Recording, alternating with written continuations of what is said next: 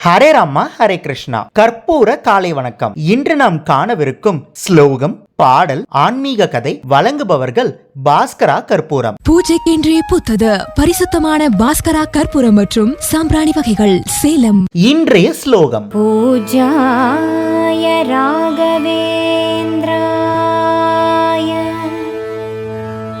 சத்யதர்மரதாய ச भजतां कल्पवृक्षाय नमतां कामधेनवे.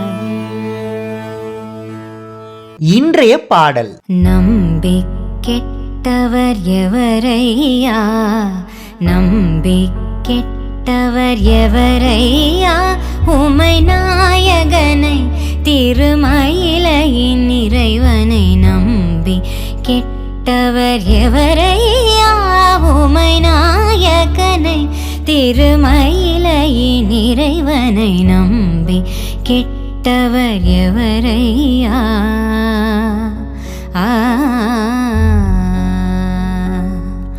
அம்புலி கங்கை அணிந்த ஜட்டாதர அன்பர் மனம் கவர் சம்புக பாலியை நம்பி கெட்டவர் எவரையா.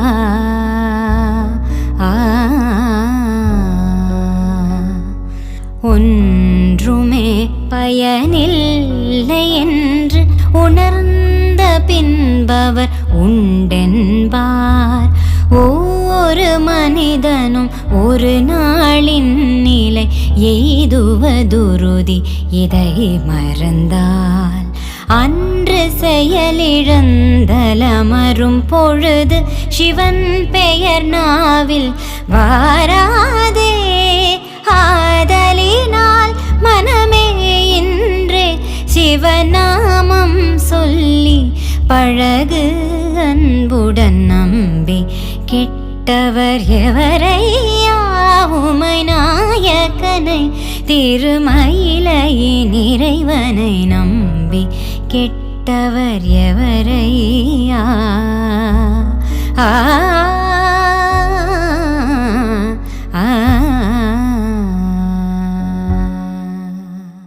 இன்றைய ஆன்மீக கதை. ஹரே ராமா ஹரே கிருஷ்ணா. இன்று நாம் காணவிருக்கும் ஆன்மீக கதை, நேரம் வரும் காத்திருங்கள். ஒரு ஊர்ல ஒரு பெருமாள் பக்தன் வாழ்ந்து வந்தான். அவனோட குடும்ப சூழ்நிலையில நிறைய கஷ்டத்தை அனுபவிச்சுட்டு இருந்தான். அந்த பக்தன் ஒவ்வொரு நாளும் பெருமாள் கிட்ட போயிட்டு தன்னோட கஷ்டத்தை சொல்லி அழுது, சீக்கிரமா எனக்கு ஒரு வழி பிறக்கணும், அதுக்கு நீ தான் அருள் புரியணும் அப்படின்னு வேண்டிக்கிட்டு இருந்தாரு. ஆனா அவனோட நிலைமை மாறவே இல்லை. இந்த பக்தனோட வேண்டுதலை பார்த்துட்டு இருந்த மகாலட்சுமி தாயார் பெருமாள் கிட்ட போயிட்டு, பெருமாளே, இவ்வளவு வேண்டும் போது கூட அவனோட கஷ்டத்தை நீங்க நினைச்சா தீர்க்க முடியும் இல்லையா, ஏன் இன்னும் தீர்க்காம இருக்கிறீங்க அப்படின்னு கேட்டாங்க.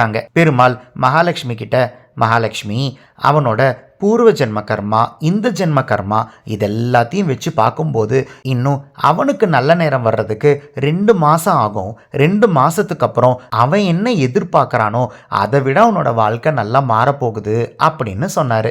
ஆனால் மகாலட்சுமி பெருமாள் கிட்ட, நீங்கள் சொல்கிறது சரிதான், இருந்தாலும் இன்னும் 2 மாதம் அவன் கஷ்டப்படணுமா, அதை என்னால் பார்க்க முடியாது, அதனால் உங்கள் அனுமதி இல்லாமல் நான் அவனுக்கு அருள் புரிய போகிறேன் அப்படின்னு சொன்னாங்க. அதுக்கு பெருமாள் மகாலட்சுமி கிட்ட, இங்க பாரு மகாலட்சுமி, அவனுக்கு நல்ல நேரம் வர்றதுக்கு இன்னும் 2 மாதம் ஆகும், அதனால நீ 2 மாதம் பொறுமையா இரு. இல்லை, நான் பொறுமையா இருக்க மாட்டேன், இப்பவே அருள் புரிய போறேன் அப்படின்னா அது உன்னோட இஷ்டம் அப்படின்னு பெருமாள் சொல்லிடுறாரு. மகாலட்சுமி பக்தனுக்கு அருள் புரியறதா முடிவே பண்ணிட்டாங்க. ஒரு நாள் காலையில அந்த பெருமாள் பக்தனோட வீட்டு கதவுக்கு முன்னாடி 3 பொற்காசுகளை வச்சுட்டு கதவை தட்டிட்டு மறைஞ்சு போயிடுறாங்க. கதவு தட்டுற சத்தத்தை கேட்டு உள்ளிருந்து வந்த பெருமாள் பக்தன் வெளியில பார்த்தா 3 பொற்காசுகள் இருந்துச்சு. 3 பொற்காசுகளோட வேல்யூ ரொம்பவே பெருசாச்சே. ரொம்ப சந்தோஷத்துல குதி குதின்னு குதிச்சான். எனக்கு மகாலட்சுமி கிடைச்சிருச்சு, எனக்கு மகாலட்சுமி கிடைச்சிருச்சு அப்படின்னு குதிச்சான். இந்த பக்தனோட கத்தர சத்தம் கேட்ட பக்கத்து வீட்டம்மா, இவனுக்கு ஏதோ புதையல் கிடைச்சிருக்கு போல் இருக்கு, அதை இவனுக்கு தெரியாம ராத்திரியோட ராத்திரியா அதை நம்ம தூக்கிட்டு வந்துடணும் அப்படின்னு முடிவு பண்ணாங்க. அன்னைக்கு ராத்திரியே அவனுக்கு தெரியாம அவங்க வீட்டுக்குள்ள புகுந்து அந்த பொற்காசுகளை திருடிட்டாங்க. காலையில எந்திரிச்சு பார்த்த பெருமாள் பக்தனுக்கு பேரதிர்ச்சி தான். ரொம்பவே வருத்தப்பட்டு வீட்டில் உட்காந்து அழுதுட்டு இருந்தாரு. உடனே மகாலட்சுமி கொடுத்த பொற்காசால அவனுக்கு எந்த பயனும் இல்லாம போயிடுச்சு, அதனால இன்னொரு வைரக்கல்லை கொடுக்கலாம் அப்படின்னு சொல்லிட்டு வீட்டு கதவுக்கு முன்னாடி வைரக்கல்லை வச்சு தட்டிட்டு மறைஞ்சிட்டாங்க. இப்போ பெருமாள் பக்தன் வெளியில வந்து பார்த்தா ஒரு வைரக்கல் இருந்துச்சு. போன தடவை மாதிரி நம்ம கத்தக்கூடாது, நம்ம கத்துனதுனால தான் யாரோ கேட்டு நம்ம கிட்ட இருந்து திருடிட்டாங்க, அதனால இந்த தடவை யாருக்கும் தெரியாம இதை பத்திரப்படுத்தணும் அப்படின்னு நினைச்சான் அந்த பெருமாள் பக்தன். யாருக்கு தெரியாம பத்திரப்படுத்துறது கஷ்டம் அப்படின்றதுனால ஆத்துல குளிக்கும் போது கூட அந்த வைரக்கல்ல தன்னோட இடுப்புலயே முடிச்சு வச்சிருந்தாரு. ஆத்துல குளிச்சுட்டு கரையேறும் போது பார்த்தா இடுப்புல கட்டி வச்சிருந்த வைரக்கல்லு காணாம போச்சு. அந்த பெருமாள் பக்தனால தாங்கவே முடியல. இன்னும் ரொம்ப கவலைப்பட்டான். இத்தனை நாள் நம்மளால சம்பாதிக்க முடியல, பணம் இல்லை அப்படின்னு வருத்தப்பட்டான். ஆனா இப்போ புதையலாட்டம் கிடைச்ச பொற்காசும் நம்ம கிட்ட இருந்து போயிடுச்சு, அதே மாதிரி வைரக்கல்லும் போயிடுச்சே அப்படின்னு ரொம்பவே கவலைப்பட்டான். அடுத்த நாள் மகாலட்சுமி ஒரு முத்து மாலைய வீட்டு கதவுக்கு முன்னாடி வச்சுட்டு தட்டிட்டு மறைஞ்சிட்டாங்க. இந்த பக்தனும் வெளியில வந்து பார்த்தா முத்து மாலை இருந்துச்சு. இந்த முத்து மாலைய ரொம்ப பத்திரமா பார்த்துக்கணும், தொலைச்சிடவே கூடாது அப்படின்னு நினைச்சா அந்த பெருமாள் பக்தன். குளிக்கும் போது உடம்புல முடிச்சு போட்டிருந்ததுனால தானே அது தொலைஞ்சு போச்சு. நம்ம குளிக்கும் போது இந்த முத்து மாலைய நம்ம கரையிலேயே வச்சுட்டு போயிடலாம் அப்படின்னு கரையில வச்சுட்டு குளிக்க போனாரு. குளிச்சுட்டு வந்து பார்த்தா கரையில இருந்த முத்து மாலை காணோம். வாழ்க்கையே நொந்து போனாரு அந்த பெருமாள் பக்தன். என்ன செய்யறதுன்னு தெரியாம அழுதுட்டே தன்னோட வாழ்க்கையை கழிச்சிட்டு இருந்தாரு. மகாலட்சுமி பெருமாள் கிட்ட போயிட்டு, பெருமாளே உங்க பேச்சை கேட்காம நான் உதவி செய்யலான்னு நினைச்சேன், ஆனா அந்த உதவி அந்த பக்தனுக்கு போய் சேரவே இல்லை. நீங்க சொல்றது தான் சரி, அவனுக்கு இன்னும் நல்ல நேரம் வரல அப்படின்றத நான் புரிஞ்சுக்கிட்டேன் அப்படின்னு சொன்னாங்க. 2 மாசமும் முடிஞ்சிருச்சு. அந்த பெருமாள் பக்தனுக்கு வரவேண்டிய நல்ல நேரமும் வந்துடுச்சு. பெருமாள் பக்தன் ஆத்துக்கு குளிக்க போகும்போது அங்க இருக்கிற ஒரு குருவி கூட்டுல குருவி கத்திக்கிட்டே இருந்துச்சு. குருவிக்கு ஏதோ ஆபத்து போல, நம்மளால ஏதாவது உதவ முடியுமான்னு பார்க்கலாம் அப்படின்னு சொல்லிட்டு அந்த மரத்து மேலே ஏறினாரு. மரத்து மேலே ஏறி அந்த குருவி கூட்ட பார்க்கும்போது பெருமாள் பக்தனுக்கு பேரதிர்ச்சி. 2 மாசம் முன்னாடி அவன் தொலைச்ச அந்த முத்து மாலை அந்த குருவி கூட்டுல தான் இருந்துச்சு. இந்த குருவி தான் கரையில இருக்கிற முத்து மாலைய எடுத்துட்டு வந்து வச்சிருக்கணும் அப்படின்றது புரிஞ்சுது. முத்து மாலை கிடைச்ச சந்தோஷத்துல குளிக்க போனாரு. குளிச்சிட்டு இருந்த அந்த பெருமாள் பக்தன் கையில ஒரு மீன் தட்டுப்பட்டுச்சு. என்னமோ தட்டுப்படுதே அப்படின்னு தூக்கி பார்த்தா ஒரு மீன் இருந்துச்சு. அந்த மீனோட வாயில ஏதோ ஒண்ணு அடைச்சிக்கிட்டு இருந்த மாதிரி தெரிஞ்சது.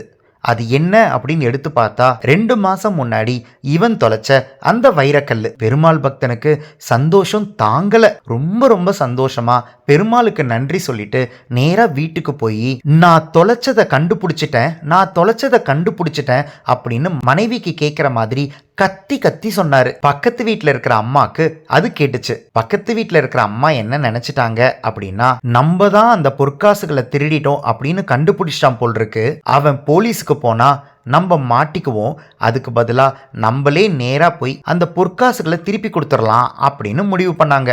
நேரா போய் பொற்காசுகளையும் திருப்பி கொடுத்தாங்க. அந்த பெருமாள் பக்தன் தொலைச்சதை கண்டுபிடிச்சிட்டேன்னு சொன்னது வைரக்கல்லையும் முத்துமாலையும் தான். ஆனா இந்த அம்மாக்கு நம்ம தான் திருடணும்னு கண்டுபிடிச்சிட்டான் போல் இருக்கு அப்படின்னு பயந்துட்டாங்க. இப்போ பெருமாள் பக்தனுக்கு பொற்காசுகளும் கிடைச்சது, வைரக்கல்லும் கிடைச்சது, முத்துமாலையும் கிடைச்சது. பெருமாள் பக்தனோட வாழ்க்கை சந்தோஷமா மாறிச்சு. நமக்கான நேரம் வரும்போது எல்லாமே கைகூடி வரும் அப்படின்றத இந்த கதை மூலியமா நம்ம தெரிஞ்சுக்கலாம். உங்களுக்கும் புரிஞ்சிருக்கும் நினைக்கிறேன். இன்று நாம் பார்த்த ஆன்மீக கதை நேரம் வரும் காத்திருங்கள். இந்த கதை உங்களுக்கு பிடிச்சிருந்ததுன்னா இந்த வீடியோவோட கமெண்ட் பாக்ஸ்ல கற்பூர காலை வணக்கம் அப்படின்னு பதிவிடுங்க. நாளை இன்னொரு ஆன்மீக கதையில உங்களை சந்திக்கிறேன். ஹரே ராமா ஹரே கிருஷ்ணா. பூஜைக்கென்றே புத்தது பரிசுத்தமான பாஸ்கரா கற்பூரம் மற்றும் சாம்பிராணி வகைகள் Salem. ECG cards, Ramayana Mahabharata playing cards. Ramayana மகாபாரதத்திலிருந்து 108 கேரக்டர்ஸ் பத்தி நீங்க நிறைய விஷயங்களை தெரிஞ்சுக்கணும்னா இந்த ப்ராடக்ட் உங்களுக்கு தான். இது ஒரு பிளாஸ்டிக் பிளேயிங் கார்ட்ஸ். ஒவ்வொரு கார்டையும் இண்டிவிஜுவலா ஸ்கேன் பண்ணி அந்தந்த கார்டுல இருக்கிற கேரக்டர் பத்தி யூடியூப்ல தெரிஞ்சுக்கலாம். ஒவ்வொரு குழந்தைங்களும் கத்துக்கிட்டே விளையாடலாம், விளையாடிக்கிட்டே கத்துக்கலாம்.